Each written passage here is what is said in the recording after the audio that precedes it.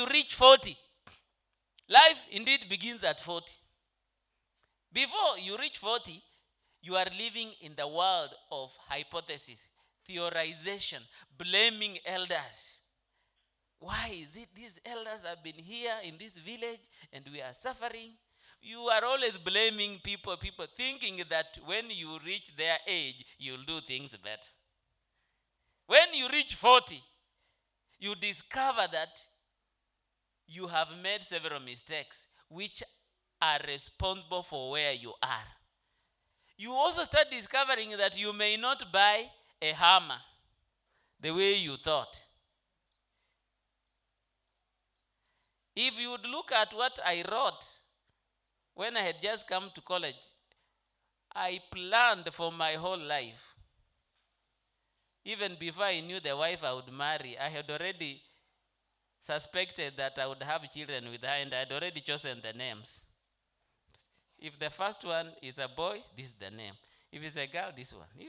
If I give birth to 4 girls, if I give birth to 4 boys, these are the names. The only difference is that I gave birth to 3. I had planned 4. So that's the only difference in my plan. But the names are the same. But I had written that at the age of 45, I should be a professor of finance. And I had calculated how wealthy I should be. My wealth should be in millions. This million. I had a house in my head. It's early 90s, my friend. I still know it in my head. And I can assure you I'll never build that house. Inasimama hivi. Kuna barabara inapita hapa. Sijui kama hiyo barabara iko hapa Kenya ama hapana, but ni barabara inaenda hivi. Ukienda kwa barabara sio ya lami, unatoka kwa lami then unaenda kwa hii raf alafu unaanza kuenda on the north. I don't know whether it is in Meru or Kitale or wherever, but ukifika hapa una branch hivi. You get one gate. I have 2 gates. I had 2 gates.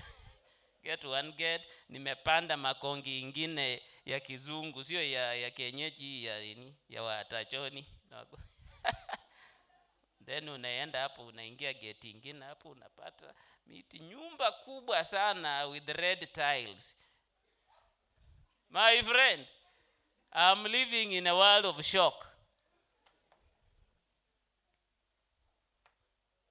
That was a dream that you would never wake up to. But my son, I've never shared even with my wife, by the way. I'm sharing with you. Don't tell her. She will finish me. When you reach 40, you start discovering that when you are young, kumbe ulikuwa mjinga. Let me tell you, when you reach 50, you are even more brilliant. You can see young people making the same mistakes that you made, and when you tell them, they laugh at you. Unasema, I wish they knew. I wish they knew. Who can tell these young people? I just don't know who can tell them. We have been there and did exactly what you are doing and dreamed the way you have dreamed. But we didn't know how to achieve those dreams.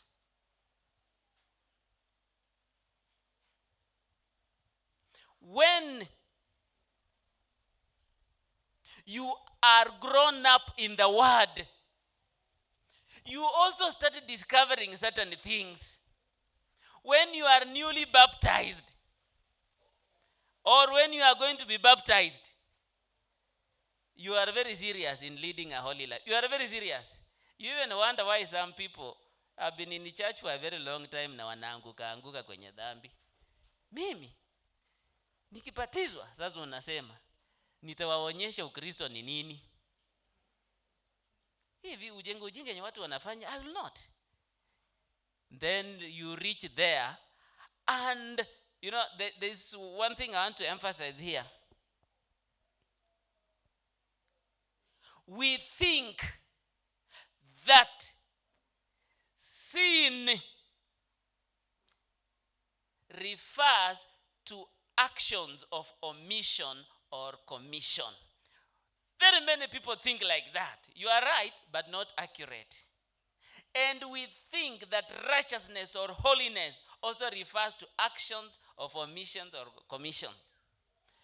If you remain a Christian for long, battling through that thinking, you reach a point and hit the wall. You discover that something is wrong. Something is wrong. The very thing that I want to avoid is what I do.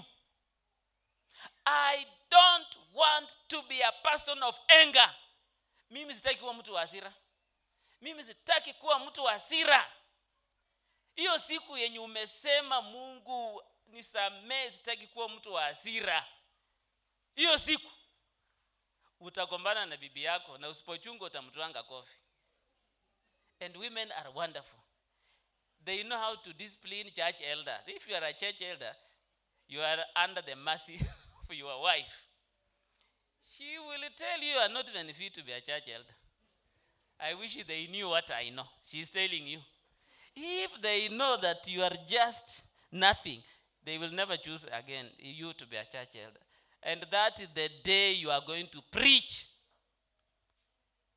If you are surviving within that thinking, utapigia pastor simu. Pastor, something has happened, sitahubiri. Because you believe that righteousness is do's and don'ts. And very many people are there. We must go to the next level, which Paul is trying to hammer by repeating, therefore. Repeating once.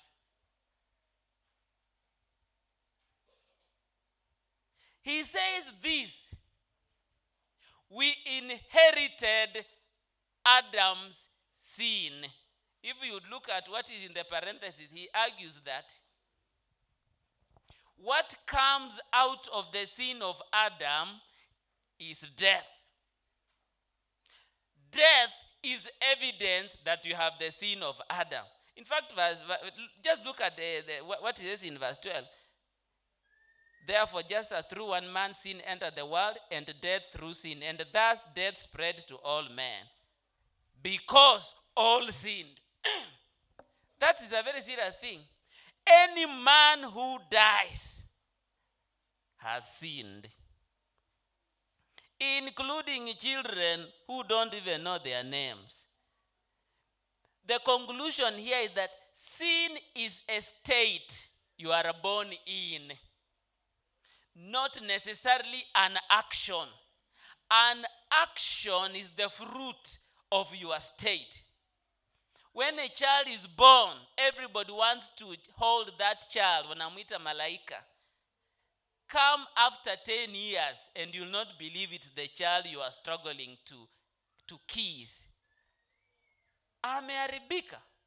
Na baba yake ni pastor, mama yake ni pastor. Mtoto ameharibika.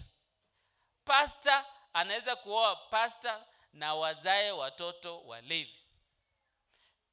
Dhambi ni hali ulimozaliwa na huwezi kufanya chochote ubadilishe. Mungu ndio alifanya kitu kwa ajili ya dhambi zako. Alileta Yesu Kristo. Na Yesu Kristo akatenda tendo moja la haki. Tendo moja la haki ambalo Yesu Kristo alifanya, 1A and 1B. 1A ni kuchukua mwili wa mwanadamu, incarnation. 1B, dying on the cross. Hilo tendo ndilo tendo moja la haki ambalo kupitia kwalo tunapata haki ya uzima. Haki. We are justified. You know, when Jesus died, his death affected all men. Just like when Adam committed sin, his sin affected all men.